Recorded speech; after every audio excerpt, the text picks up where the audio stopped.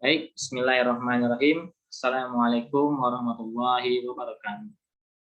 Waalaikumsalam. Alhamdulillahirabbil alamin wa bihi nasta'in wa ala umuri dunya waddin wa ala alihi wa ashabihi ajma'in amma ba'du. Segala puji syukur kehadirat Allah Subhanahu wa taala yang mana telah memberikan kita rahmat serta hidayahnya. Setelah kami bisa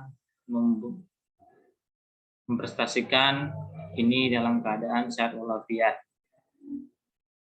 Dan untuk selanjutnya kami akan langsung saja kepada presentasi kami. Sebelum itu kami akan memperkenalkan diri yang beranggotakan kami, yaitu yang pertama Mbak Anissa Ananda Ahmadani, yang kedua Mas Willy Fauzan Alfi, yang terakhir saya sendiri R. Muhammad Rais.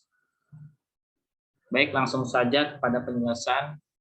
Di sini kami akan menjelaskan ada beberapa materi dan terkait dengan pertama kecerdasan spiritual learning, dan yang kedua kecerdasan spiritual learning dalam agama Islam, dan yang ketiga faktor yang mempengaruhi kecerdasan spiritual, dan yang terakhir manfaat kecerdasan learning. Untuk materi yang pertama, pengertian kecerdasan spiritual. Spiritual berasal dari kata spirit. Spirit yang berarti jiwa terdalam yang mendorong dirinya untuk melakukan kebaikan sesuai dengan panggilan jiwanya.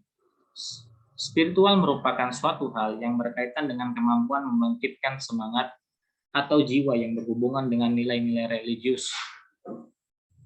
Kecerdasan spiritual atau dalam istilah lain disebut dengan spiritual quotient, singkat dengan SQ, merupakan istilah untuk kecerdasan yang ketiga setelah intelligence quotient atau disebut dengan IQ, dan emotional quotient.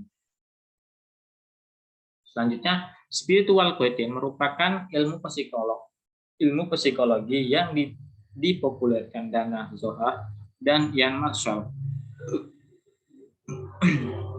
Menurut mereka, konsep spiritual merupakan kecakapan mental, bawaan dari otak dan psikis manusia, menggambarkan sumber terpenting dari dalam hati semesta itu sendiri. Kecerdasan spiritual merupakan kecerdasan rohani yang menuntun diri untuk menjadi utuh. Kecerdasan spiritual menjadikan manusia benar-benar utuh secara intelektual, emosi, dan spiritual. Untuk selanjutnya mungkin bisa dilanjutkan dengan Mas Willy Fauzan Alfi. Waktu dan tempat saya persilakan. Baik, terima kasih pada Ananda Raden Rais yang telah menjelaskan materi sebelumnya. Saya di sini akan melanjutkan materi yang kedua, yaitu kecerdasan spiritual dalam agama Islam. Kecerdasan spiritual berfungsi untuk menghantarkan seseorang kepada pengenalan terhadap Sang Maha Pencipta, sehingga mengetahui dari mana asalnya, untuk apa ia hidup, dan kemana ia setelah hidup. Agama Islam mengajarkan fungsi manusia diciptakan untuk mendedikasikan hidupnya hanya kepada Allah Subhanahu wa Ta'ala. Dan sejak manusia lahir telah memiliki jiwa spiritual atau naluri keagamaan untuk mengenal Allah. Fitrah manusia yang dibawa sejak lahir berupa fitrah ketauhidan, sebagaimana firman Allah dalam Quran surah Al-A'raf ayat 172.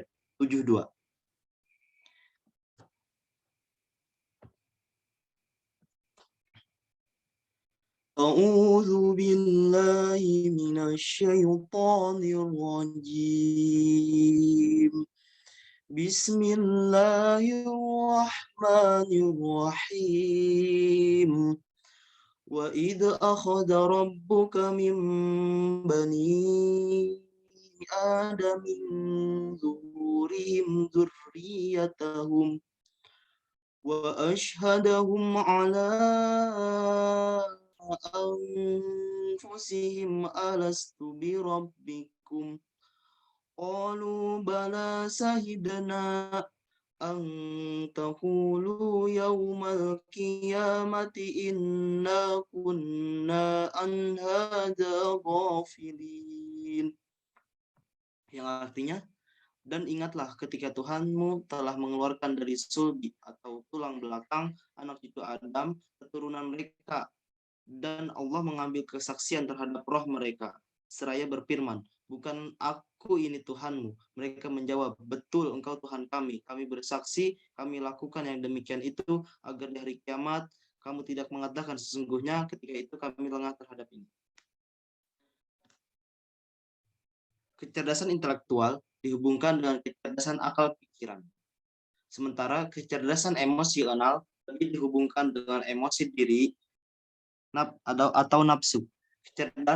Kecerdasan spiritual mengacu pada kecerdasan hati, jiwa, atau bisa disebut qalbu. Sebagaimana firman Allah dalam Quran surah Ar-Ra'd ayat 27 dan 28.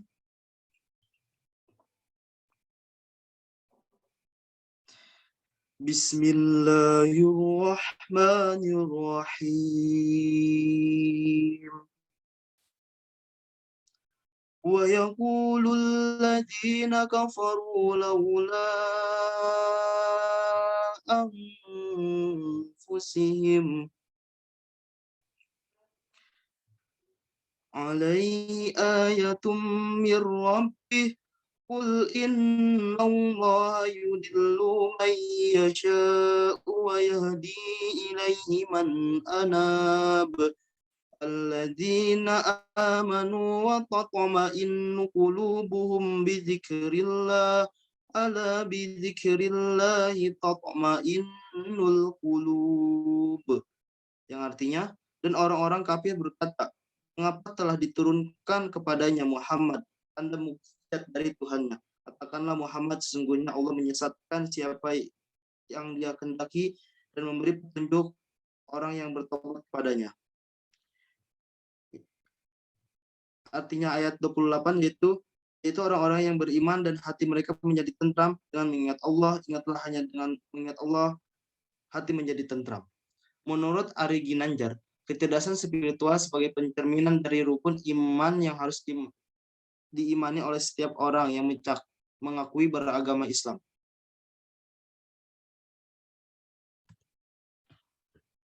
Untuk selanjutnya saya serahkan kepada moderator. Terima kasih.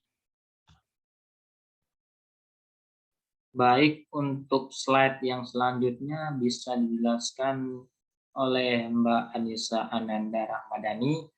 Waktu dan tempat kami persilahkan. Ya, terima kasih. Faktor yang mempengaruhi kecerdasan spiritual. Menurut Ari Ginanjar Agustin, faktor-faktor yang mempengaruhi kecerdasan spiritual adalah inner value atau nilai-nilai spiritual dari dalam seperti keterbukaan, tanggung jawab, kepercayaan, keadilan, dan kepedulian sosial dan drive, yaitu dorongan dan usaha mencapai kebenaran dan kebahagiaan. Menurut Dana Zohar dan Ian Marshall mengungkapkan beberapa faktor yang mempengaruhi kecerdasan spiritual. Yang pertama, sel saraf otak. Otak menjadi jembatan antara kehidupan batin dan lahirlah. Ia mampu menjalankan semua ini karena bersifat kompleks, luas, adaptif, dan mampu mengorganisasikan diri. Yang kedua, titik Tuhan atau God spot. Dalam penelitian Rama Chandra menemukan adanya bagian dalam otak, yaitu lobus temporal yang meningkat ketika pengalaman religius atau spiritual berlangsung. Dia menyebutkan sebagai titik Tuhan atau God spot, ini memainkan peran biologis yang menentukan dalam pengalaman spiritual. Namun demikian, titik Tuhan bukan merupakan syarat mutlak dalam kecerdasan spiritual. Perlu adanya integrasi antara seluruh bagian otak, seluruh aspek dari dan seluruh segi kehidupan. Next.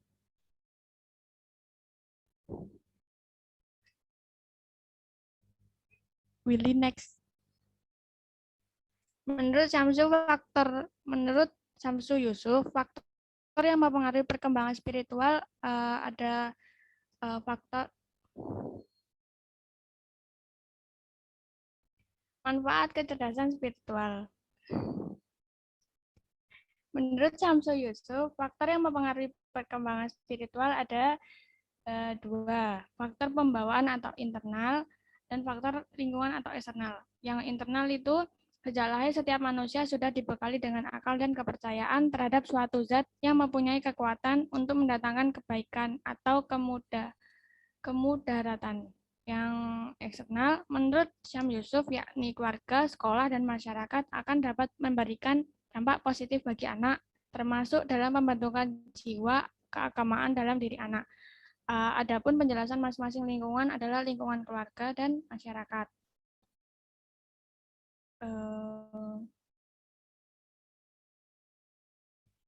Yang keempat, manfaat kecerdasan spiritual. Yang pertama, kecerdasan spiritual menyalakan manusia menjadi manusia seperti adanya sekarang dan memberi potensi untuk tumbuh dan berubah.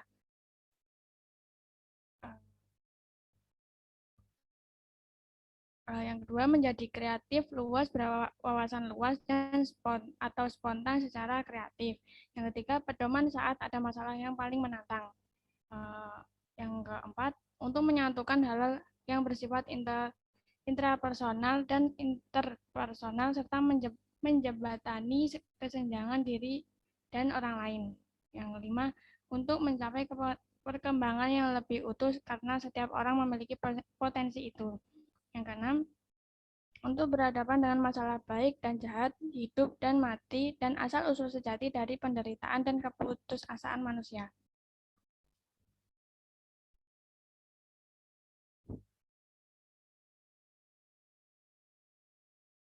Next.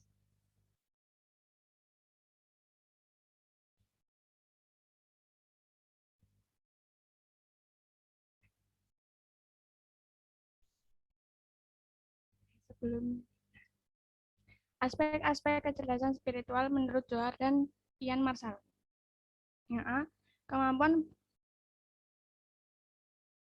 kemampuan bersikap fleksibel, dapat menempatkan diri dan menerima pendapat orang lain secara terbuka. Yang kedua, tingkat kecerdasan diri yang tinggi.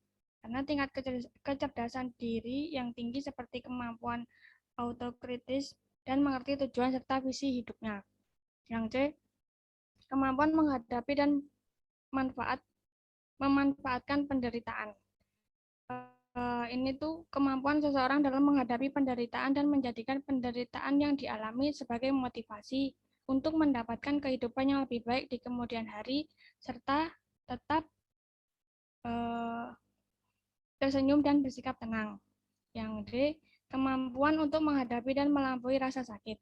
Kemampuan seseorang di mana di saat dia mengalami sakit, dia akan menyadari keterbatasan dirinya dan menjadi lebih dekat dengan Tuhan dan yakin bahwa hanya Tuhan yang akan memberi kesembuhan serta kemampuan untuk menghadapi dan melampaui rasa sakit. Ini ditandai juga dengan munculnya sikap ikhlas dan pemaaf. Yang E, kualitas hidup yang diilhami oleh visi dan nilai-nilai. Nilai-nilainya maksudnya nilai-nilai kualitas. Yang F, keengganan untuk menyebabkan kerugian yang tidak perlu. Itu